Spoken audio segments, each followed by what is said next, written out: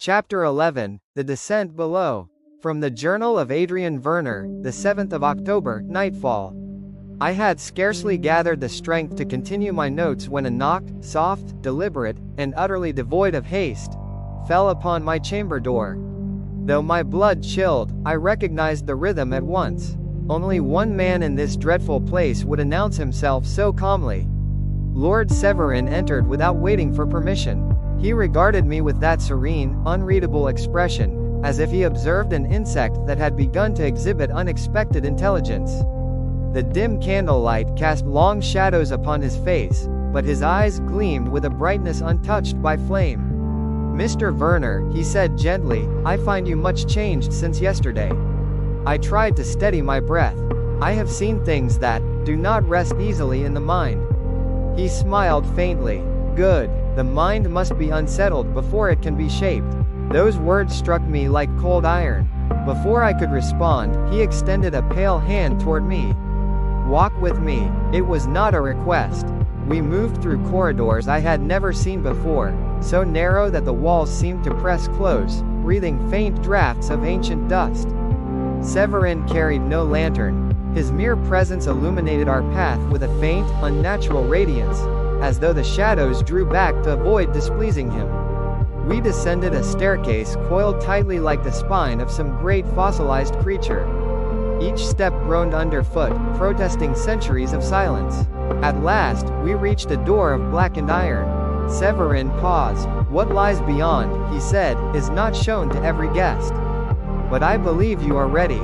He laid one hand upon the iron, and the door opened inward with a slow, shuddering sigh. A vast chamber unfolded before us. The air was thick with a mist that seemed spun from memory itself. Pale figures drifted between towering shelves, men and women, or the remnants of them. Their outlines shimmered like half-erased sketches, faces soft and indistinct, as though drawn in ash. Some clutched books to their chests as though guarding their own hearts. Others wandered with empty hands, searching for something they could no longer name. My throat constricted. "The unfinished ones?" Severin nodded calmly. "Those whose stories outgrew their authors, or whose authors lost interest before the tale reached its end." I stared at the nearest figure, a man with hollow eyes and a mouth frozen mid-word. His form flickered, struggling to remain whole. "Do they suffer?" I whispered. "Suffering," Severin said, "is merely another kind of memory. They have little left to recall." One of the specters drifted past me, and a coldness pierced my bones. For an instant, I felt a sensation of drowning inside a life that was not mine, a flicker of sorrow, of longing, of pages torn away. I recoiled. Severin watched me with quiet amusement. "They are curious about you.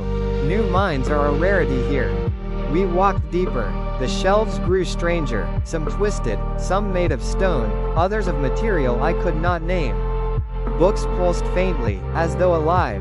One volume lay open on a pedestal, its pages turning of their own accord. And then I saw it. A book with a blank cover, but on its spine, my name, Adrian Verner. I felt my breath abandon me. The pages fluttered rapidly, filling themselves with ink, writing and rewriting lines faster than any human scribe could manage. I stepped closer. The page before me bore words that chilled my marrow, and the young scholar descended willingly into the depths, unaware that each step carried him closer to the moment he could no longer return. The ink was still wet, still moving, still writing. "What is this?" I whispered. Severin's voice slid through the silence like a blade through silk. "Your book, Adrian. Or rather, your becoming." I turned to him, heart pounding. "You intend to finish me." His smile was nearly tender. "I intend to perfect you." Before I could speak, the ink on the page writhed, forming a new sentence with terrible certainty, and in that moment, he understood that the castle had already chosen him. My hands trembled. Something shifted behind me. The unfinished ones were gathering, watching, waiting, and I realized, with dreadful clarity, that their hollow gazes held a single, shared desire: to see what I would become. Chapter 12, The Binding Whisper. From the Journal of Adrian Verner, the 7th of October, later that night. I scarcely recall how I tore my gaze from the book that bore my name. Some instinct older than conscious thought seized me, an impulse to flee, to wrench myself from the grasp of the ink that crawled and reshaped itself with each fluttering breath of the pages. I staggered backward. The unfinished ones drifted aside as I passed, parting like a pale tide. Their hollow eyes watched me, some with pity, some with hunger, and some with the faint, terrible longing of creatures who recognized in me a path they themselves had once walked. Lord Severin, however, did not move. He merely observed, his hands clasped lightly behind him, as though witnessing a student's predictable panic. "You see why this chamber is forbidden to most," he murmured. "Few can bear the sight of their own becoming. I will not." My voice cracked like a brittle page. "I will not be written." He tilted his head. "My dear Adrian, all men are written. Only a few are granted the dignity of reading their page." A chill swept through me. And Clara, was she afforded that dignity? A shadow, brief as the flicker of a dying candle, passed through his features. Clara, he said gently, was a promising draft. But some stories falter. The cold that seized me in that instant had nothing to do with the air of the chamber. He continued, scarcely above a whisper. "You, however, you may yet be finished." Before I could answer, a faint sound, soft as slipping parchment, touched my ear. A whisper, "Adrian?" I turned sharply. Between two shelves, barely visible through the drifting mist, stood Clara. Her form was dimmer than before, fading, like ink left too long in the sun. Her outline trembled with each breath, as though she stood at war with the darkness that sought to swallow her. "Adrian, you must not stay," she whispered urgently. "This place drains what remains of me." Severin's gaze sharpened. "Clara," he said with surprising calm, "you were not summoned." She flinched as though struck. "Leave him," she pleaded, ignoring Severin entirely. "The book will bind to your thoughts if you stand before it too long. Every fear you feel becomes a sentence. Every doubt, an ending." Something in her words struck me with dreadful clarity. I looked again at the page still open behind me. Where I had stepped back, a new line had appeared. He hesitated. "God help me." It wrote me even as I breathed. Clara reached toward me, but her hand wavered, its edges dissolving briefly into vapor. Her eyes widened with terror. "I cannot hold myself together here," she whispered. "Please, come away." Severin's voice slid through the chamber.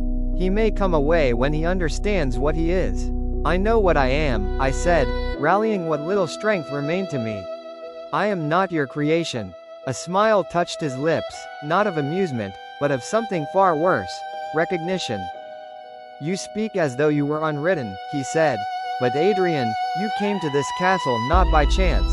The house called you long before you crossed its threshold." A tremor ran through me. "What are you saying?" "That the book did not begin here," he whispered. "It began the day you first opened a tome and wished to know what lay beneath the words." The library merely answered. His words struck me like a blow. Something inside me twisted, some memory, long buried, stirring like dust beneath sunless light. Clara stepped between us, her flickering form trembling with effort. "He is lying," she breathed. "He twists what the house steals. You were whole before you came here." Severin raised a finger. The air tightened. Clara gasped, her body flickering violently, edges fraying into tendrils of smoke. She clung to a shelf to keep herself anchored, her face contorted with strain. "Stop," I cried. "Do you see?" Severin said softly. "She unravels because she refuses completion. But you." He gestured toward the book. "The house has chosen." The pages fluttered once more, a tremulous sigh of anticipation.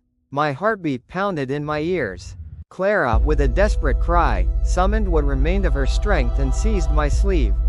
"Adrian, run!" The shelves moaned, the mist swirled, the unfinished ones turned as if pulled by an unseen wind.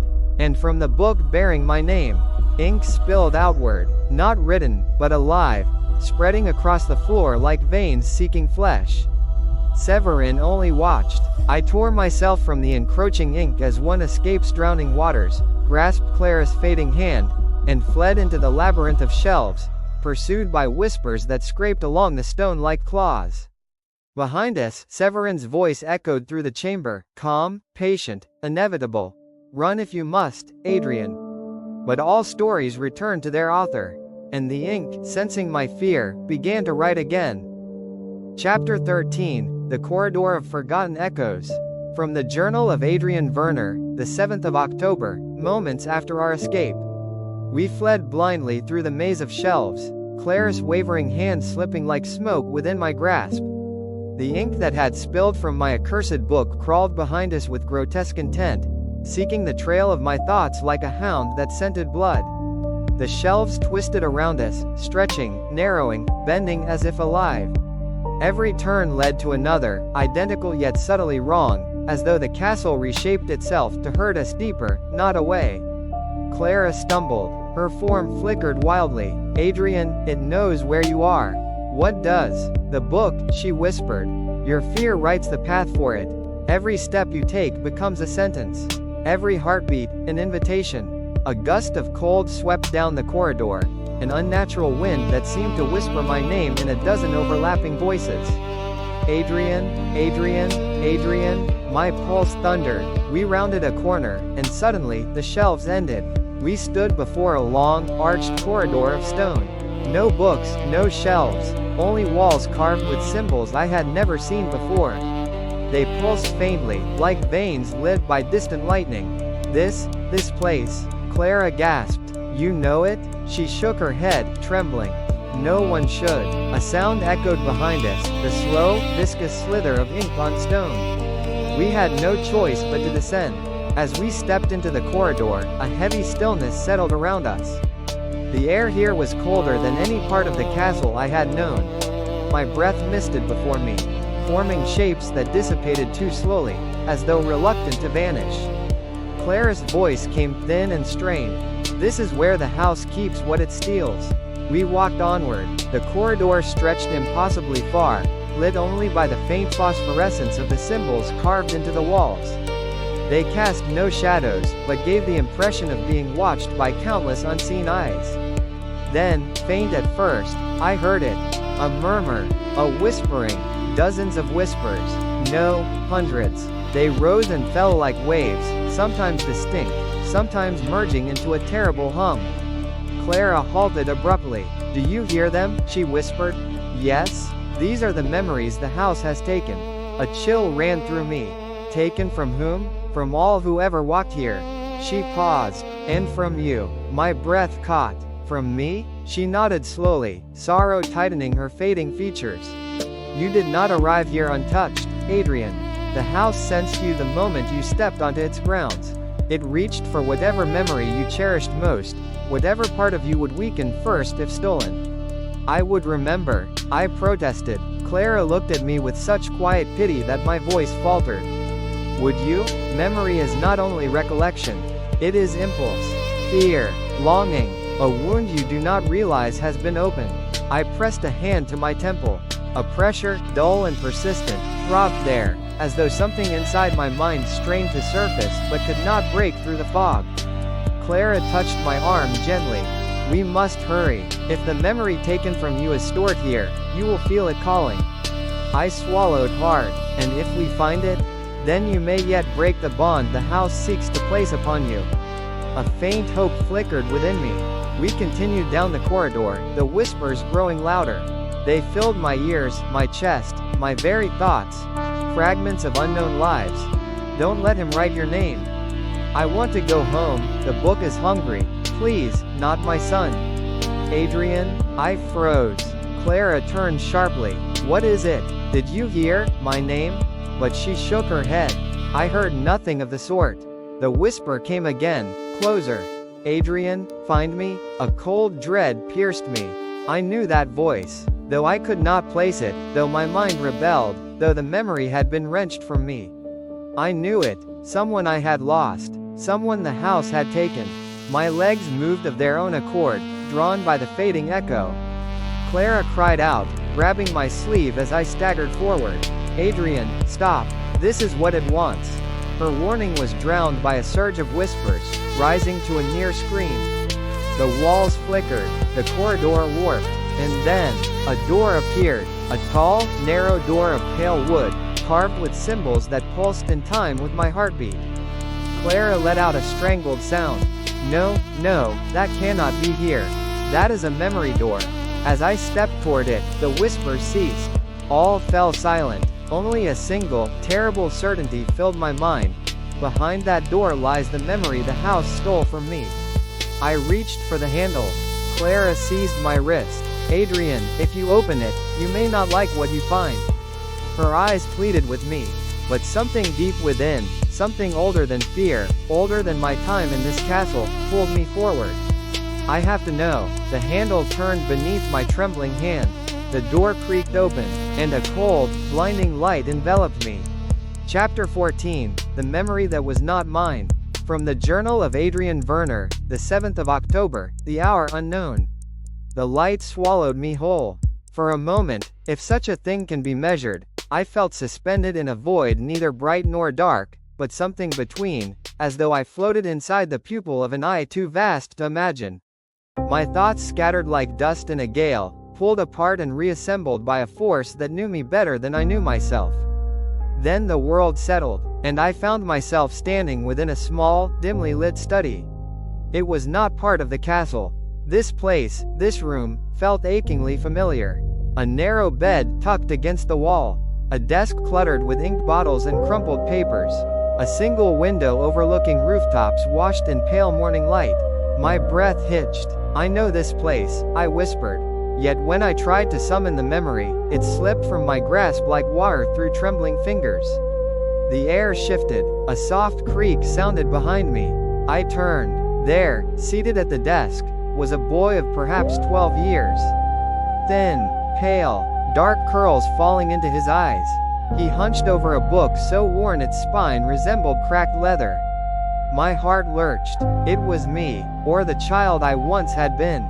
He whispered every word he read, lips barely moving, as though tasting each syllable. His small fingers trembled with a curious reverence. I watched him for several long moments, unmoored, until I realized something was terribly wrong. The boy did not blink. He did not breathe. He sat like a figure carved from candle wax, still, silent, eternal. Frozen in a moment the house had stolen. A shudder passed through me. No, I whispered. This cannot be real. The boy's head turned. Slowly, his eyes, my eyes, settled on me. But they held no recognition. No warmth. Only a blankness so deep it felt cavernous. Adrian. The voice did not come from him. It came from behind me.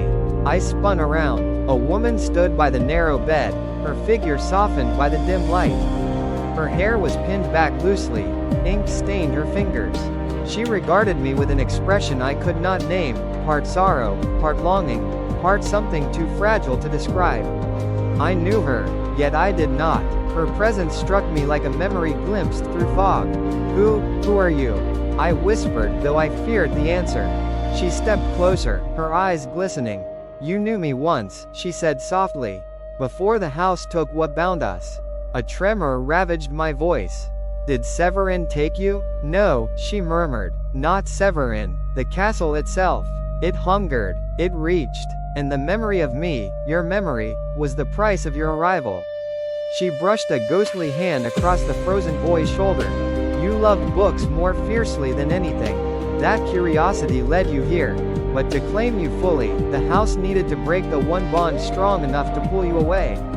My breath faltered. I don't understand. Of course you do, she whispered.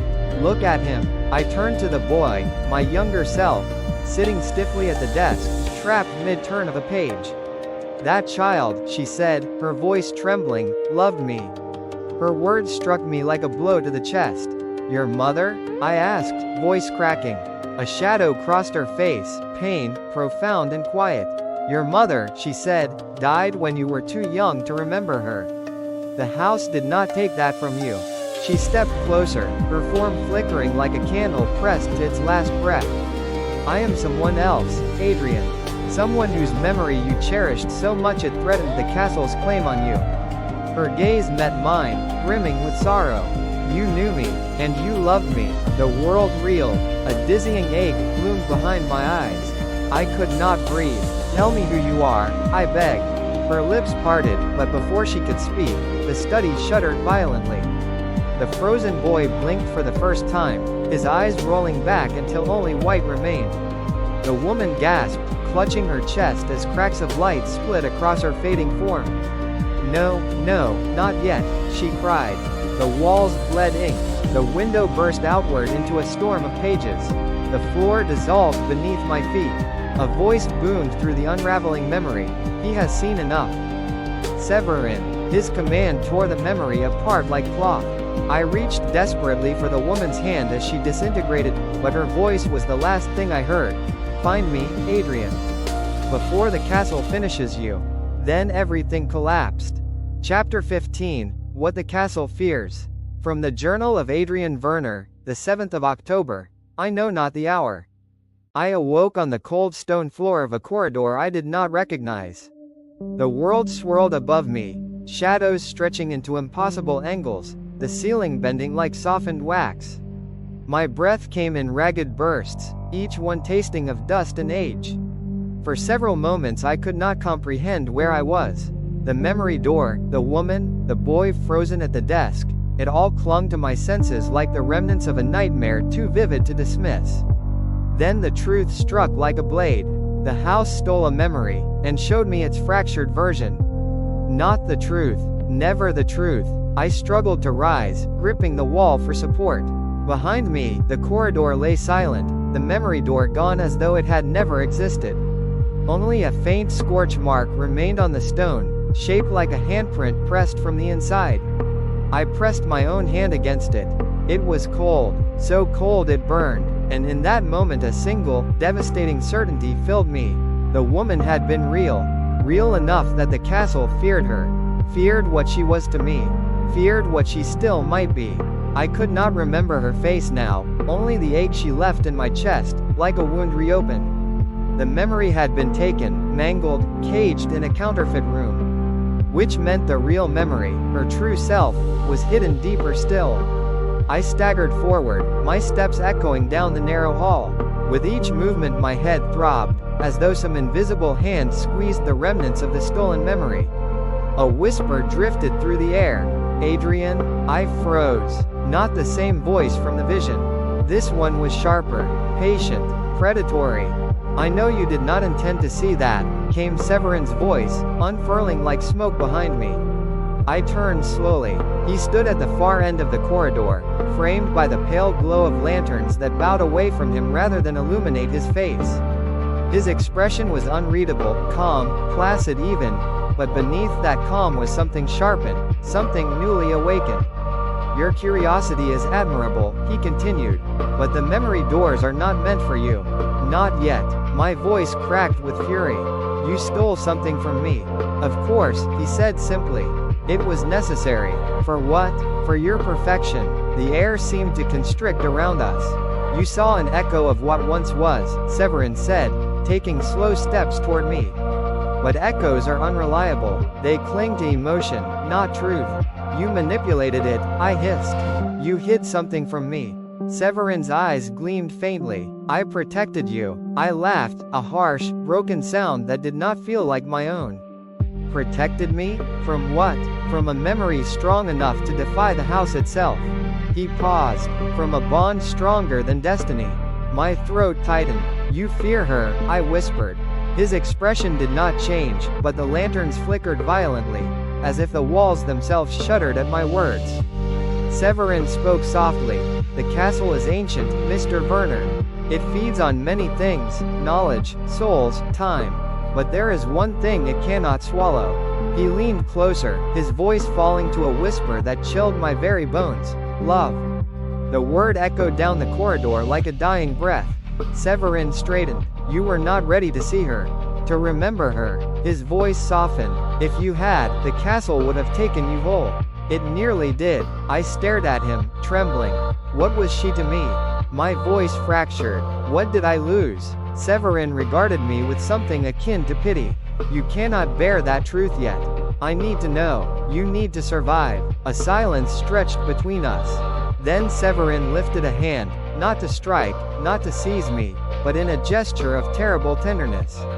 "When the time is right," he murmured, "you will remember what the house fears." But if you pursue it now, the castle will claim you. The memory will devour you. And for the first time, his voice faltered. I would rather not lose you. A tremor ran through me, not of fear, but of recognition. He was afraid, not for the castle, not for power, for me. The realization unsettled me more deeply than any phantom in these halls. Go to your chamber, Severin said softly. Rest. The binding has not yet begun. You are still yourself. How long will that last? I asked. His silence was answer enough. He turned, walking back into the shadows, but before fading entirely, he spoke one final sentence. There are truths even I dare not rewrite.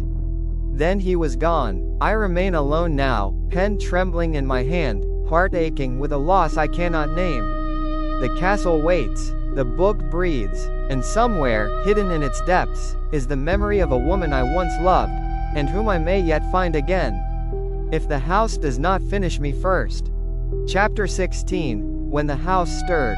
From the Journal of Adrian Verner, the 8th of October, just past midnight. I had scarcely returned to my chamber before I realized something was deeply wrong. The air itself quivered, not with sound, but with memory. It drifted around me like invisible dust motes, brushing the edges of my thoughts with a familiarity I could not claim. Whenever I blinked, shadows rearranged themselves. The walls pulsed faintly, as though mimicking the beat of a heart I did not remember losing. The castle was awake, and it was watching. I collapsed onto the edge of my bed, feeling as if my skull contained a storm. The stolen memory, whatever fragment I had glimpsed, was not gone.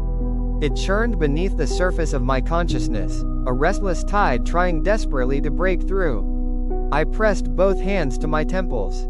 A woman's voice, soft, warm, devastating, brushed the inside of my mind for the briefest instant. Adrian, I gasped aloud. Her tone, I knew it, but then it vanished, swallowed whole by silence.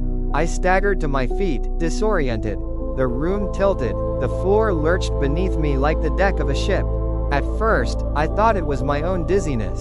Until the wardrobe slid 2 inches to the left. Not toppled, not shaken loose. It slid sideways, as if pulled by hands unseen.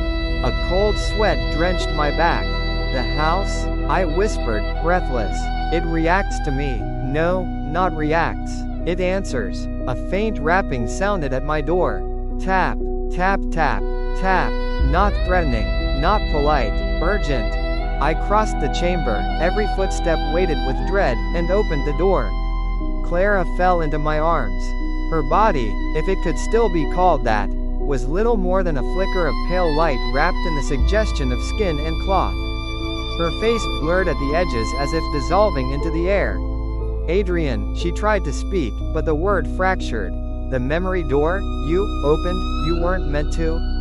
Her knees buckled. I caught her, lowering her gently onto the rug. The moment my hand touched her shoulder, her form steadied, just slightly. As though contact with me tethered her to the world she was slipping from. Clara, I said, struggling to remain calm. Tell me what's happening. Her eyes, wide, desperate, searched mine. You changed the house. What do you mean? You saw too much. More than Severin intended. You touched a memory the castle had tried to bury. Her voice cracked. Adrian, it shook the foundations. A tremor shuddered through the floorboards, rattling the panes of the window. Clara clutched my wrist. When a memory is stolen, the house digests it. But yours, your memory, fought back. It is trying to return to you. That has never happened before. I swallowed hard, my heartbeat echoing in my ears. Why? She shook her head, trembling. I don't know, but the castle is reacting as if threatened. It's shifting its corridors to confuse you. It's moving the rooms. And, her voice faltered, it's hunting. A freezing dread filled me. Hunting, me? No. Clara's eyes dimmed. Hunting your memory. It wants to destroy what remains of it before you can recover it. A strange heat flared in my chest, anger, grief, and something sharper, more dangerous. No, I whispered. I won't let it. Clara's flickering fingers tightened around my hand. You don't understand. The castle is not only defending itself. It's preparing to bind you. Severin slowed the process. He tried, but now the house is impatient. It wants to finish your book. My breath caught. Then we must stop it.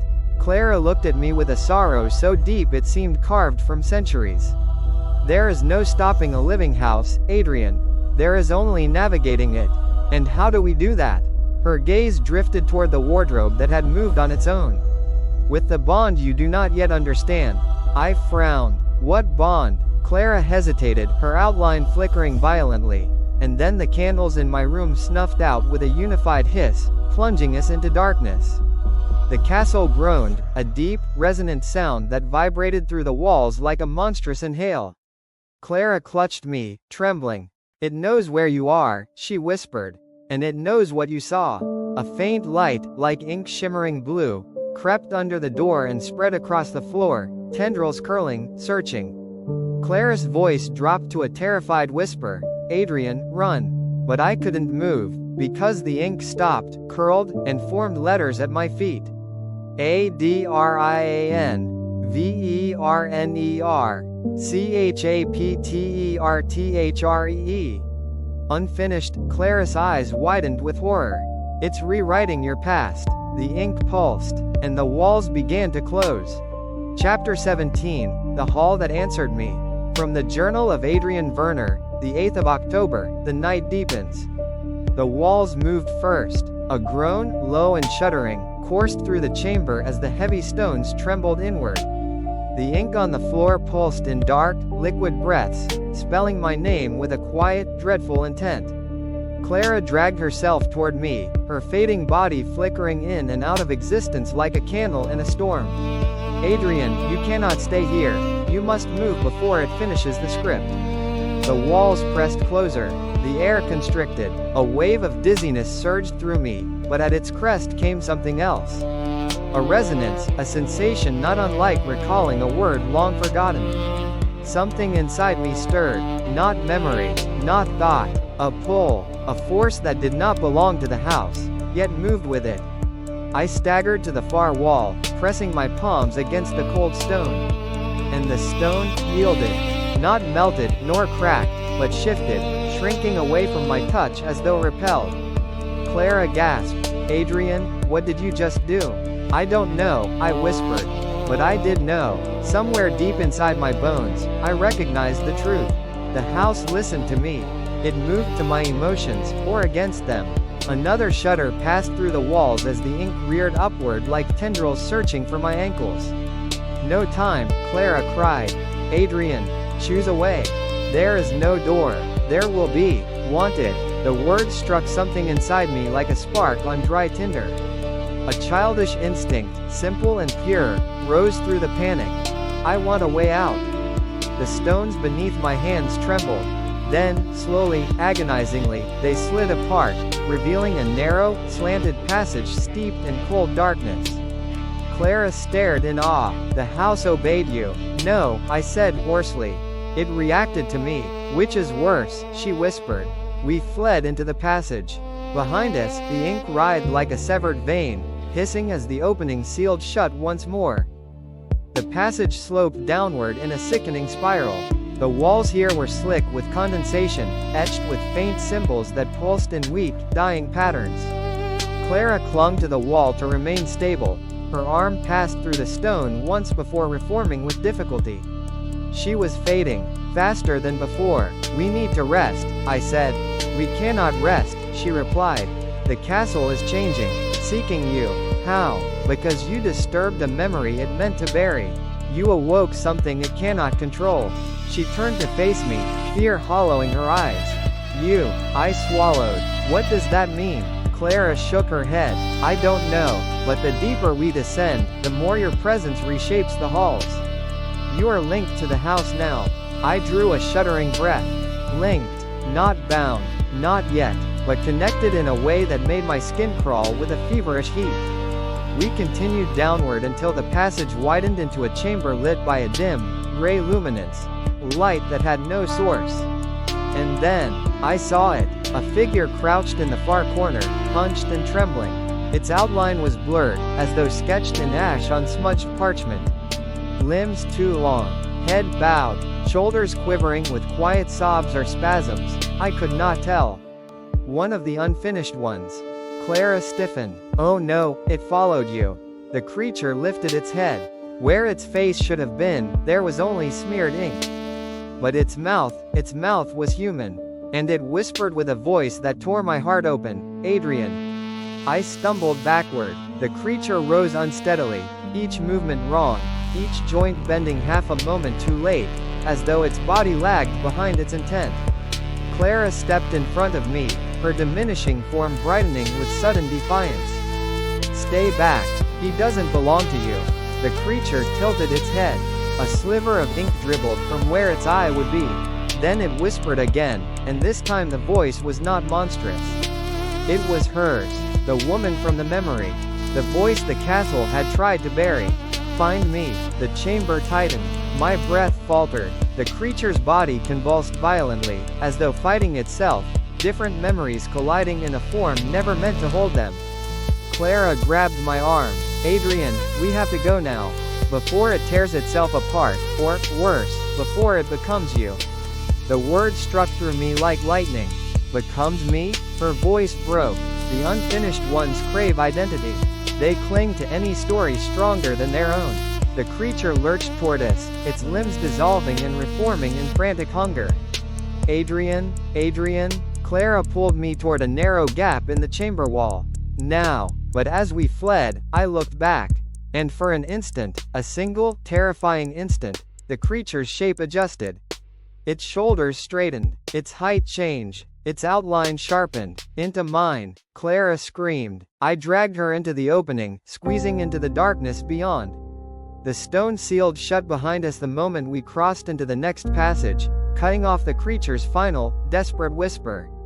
Adrian, come back? Silence. Darkness. Only Clara's trembling hand in mine. And a single, unshakable truth. The memory the house stole did not simply belong to me. It wanted me back, and the unfinished ones could smell it. Chapter 18, The Scripted Path. From the Journal of Adrian Verner, the 8th of October, the deepest hours of the night. The passage we forced ourselves into was narrower than any corridor I had encountered before, little more than a crack in the castle's flesh.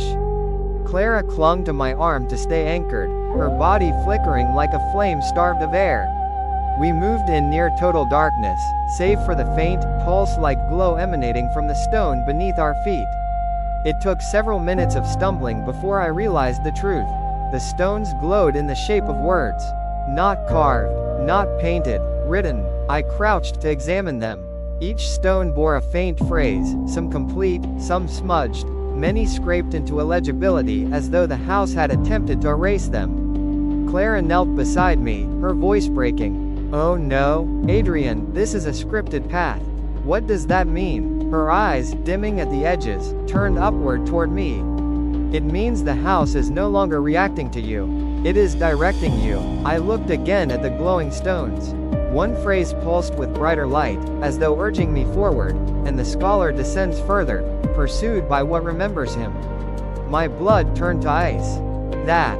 I swallowed hard. That is us. Clara nodded weakly. This path writes as we walk. Can we turn back? The door sealed itself behind us, she whispered. Adrian, this corridor didn't exist a moment ago. The castle is writing it now.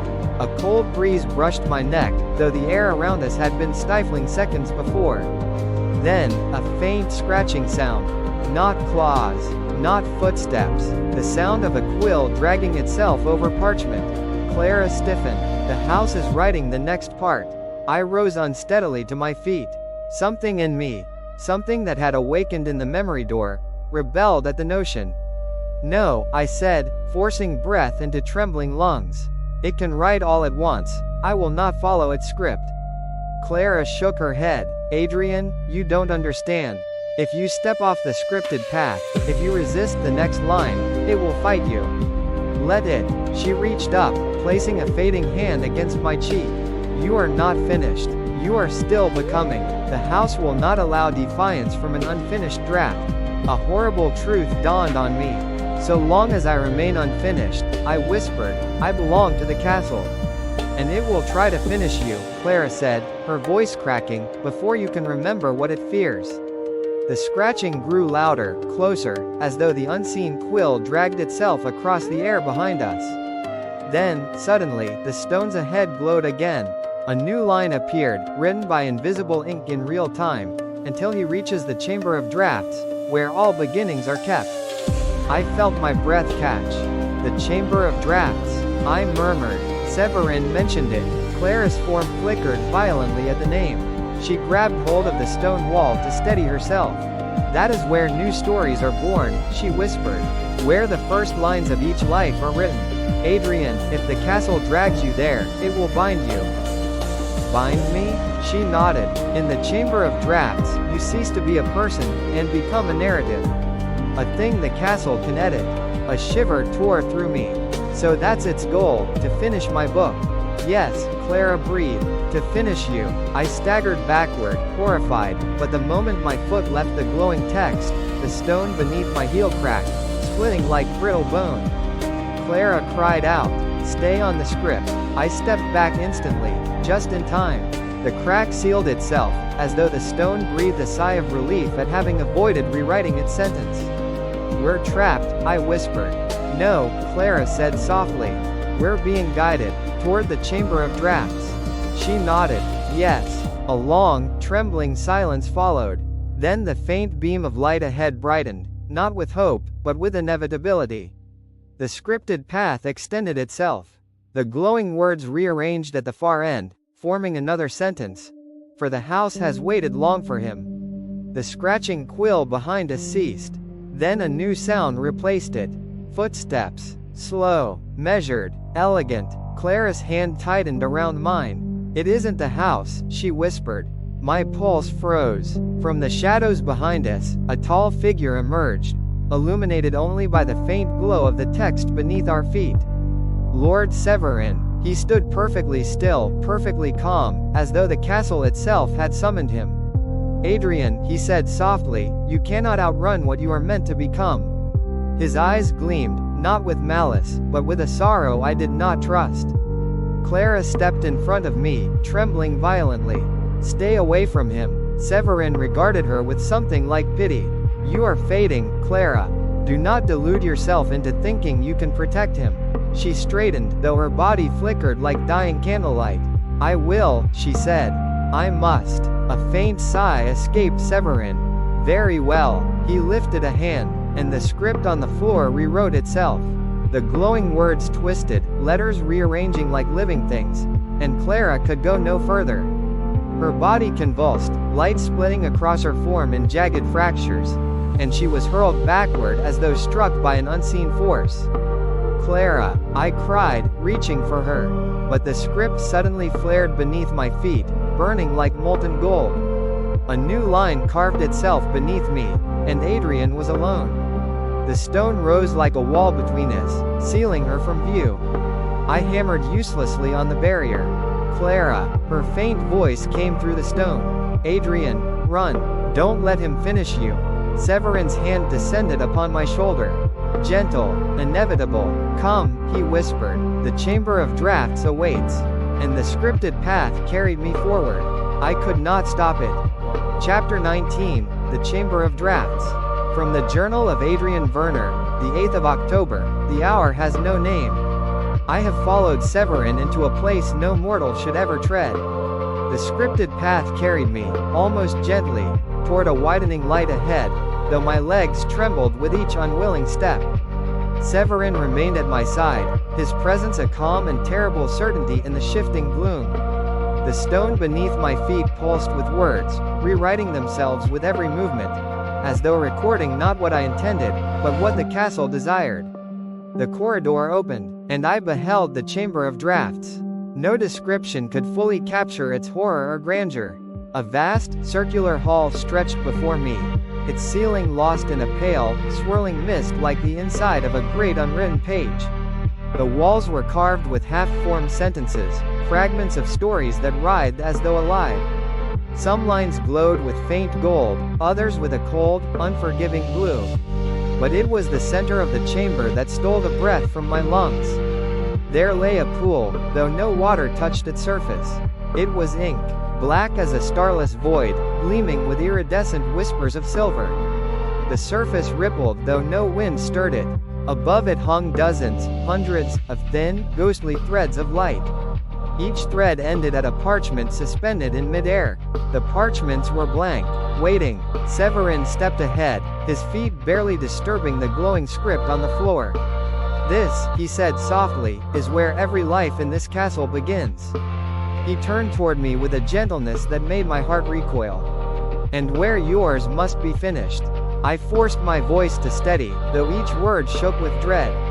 "Why me?" "Because you awakened what was lost," Severin replied. "Because the house could not claim you cleanly.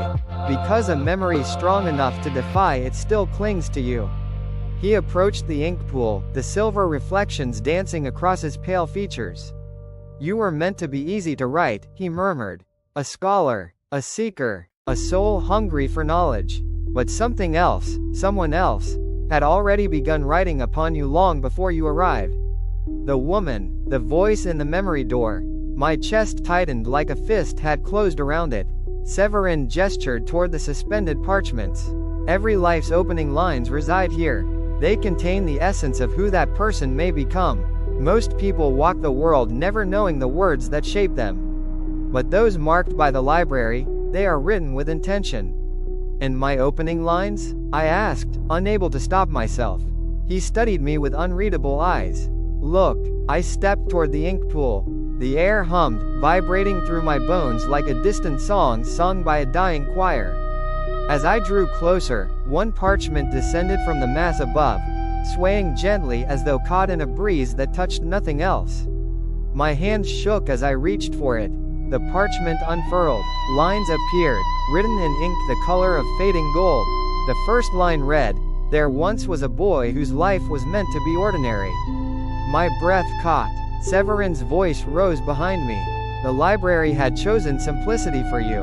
A modest existence. Quiet, unremarkable, a scholar, a man who would die leaving few ripples in the world." The ink shifted on the parchment, swirling into the next sentence. "Until someone gave him a reason to defy his nature." A tremor stabbed through my skull, an ache of memory so sharp I nearly fell. Someone I could not remember. A warmth, a distant touch, a name on the tip of my mind.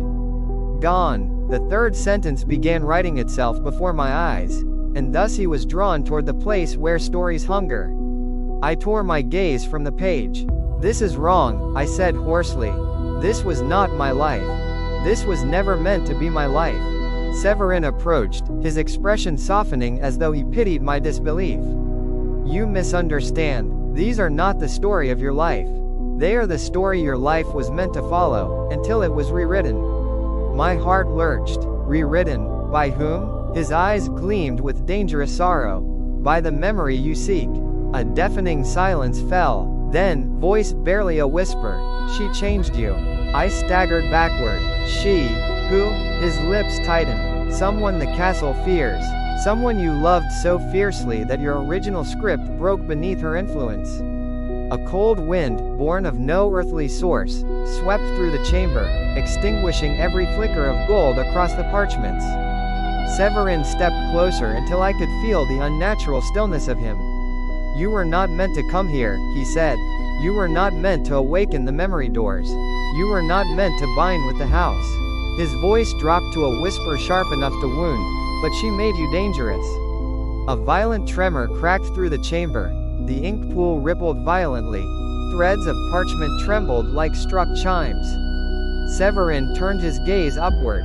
"It senses her. What remains of her?" I felt my pulse hammering at my throat. "She's alive?" I whispered. He closed his eyes briefly. "No, she is gone." Then he opened them, and something dark and ancient stared back at me. "But her memory is alive. And if you reach it, Adrian, you will not belong to the castle anymore." The chamber shook again, harder, as if the castle itself recoiled from his words. Severin stepped back, composure cracking for the first time. "Adrian, listen to me. Whatever you do, do not touch the ink." I looked down at the ink pool. And then, the ink moved. It stretched upward like a hand reaching for mine. And at the same time, another voice whispered from inside the ink. Soft, warm, devastating. Adrian, please? My knees gave way. I knew that voice. I knew it more deeply than memory itself. Severin lunged forward, but the parchment I held burst into flame between my fingers, forcing him to recoil. The chamber howled. Pages tore free from the air.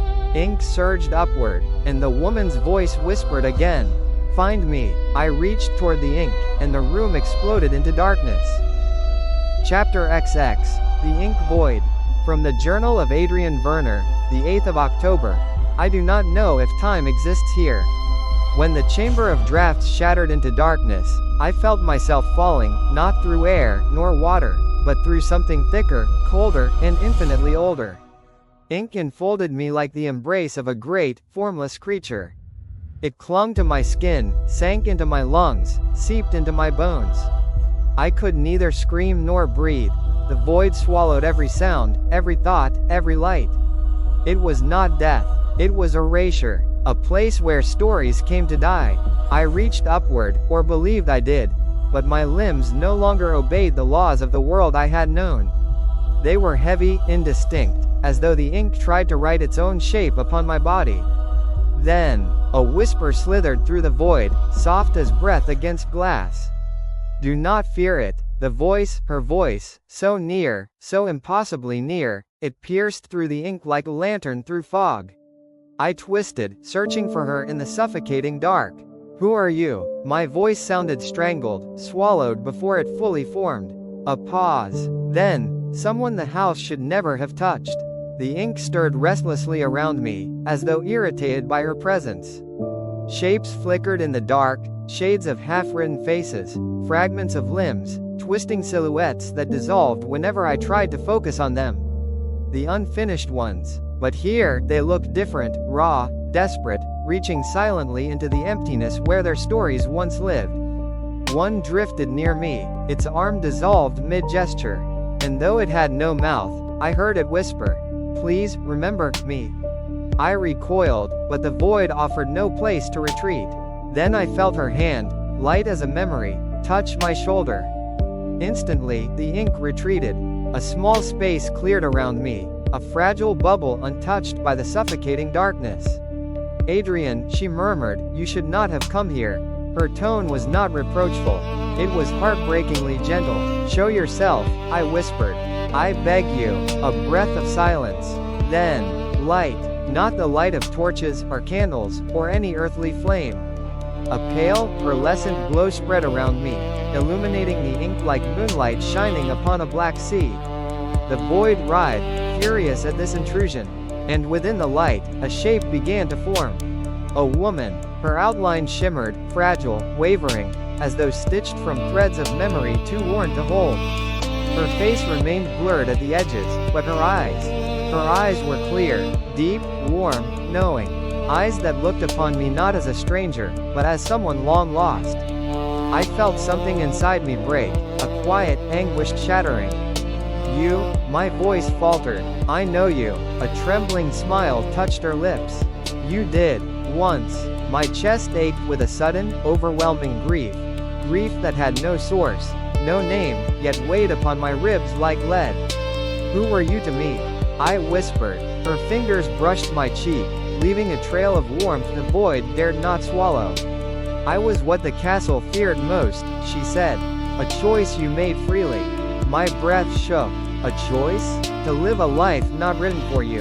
The ink churned violently at that, the void quaking like a wounded beast. Her glow strengthened instinctively, holding back the darkness. You broke your script once before, she said softly. That is why the house stole me. It needed you unwritten. It needed you open. For what? For rewriting. The truth hit with sickening clarity. To become its own, I murmured. She nodded. A low rumble vibrated through the void. The ink surged upward like a rising tide. We have little time, she whispered urgently. The castle senses me. It cannot bear my presence. Tell me your name. Her form flickered violently, pieces of her dissolving into the dark. Adrian, listen. Her voice trembled. You must escape the binding. Find the heart of the castle. It is not stone. It is not ink. It is. Her face warped, pulled backward by some unseen force. No, I reached for her. Her fingers slipped through mine, not by weakness, but by design. The void screamed. Ink lashed upward in a maelstrom, tearing her shape apart like a page ripped into shreds. Her eyes, those beautiful, familiar eyes, locked onto mine in one final, desperate plea. Remember me. She vanished. The light died, and the ink, unrestrained, consumed me whole. I spiraled downward, choking on shadows, drowning in stories never meant to be told. And as I sank into oblivion, a final sentence carved itself across the void, written in letters of blood-red ink. Adrian Verner. Draft binding initiated.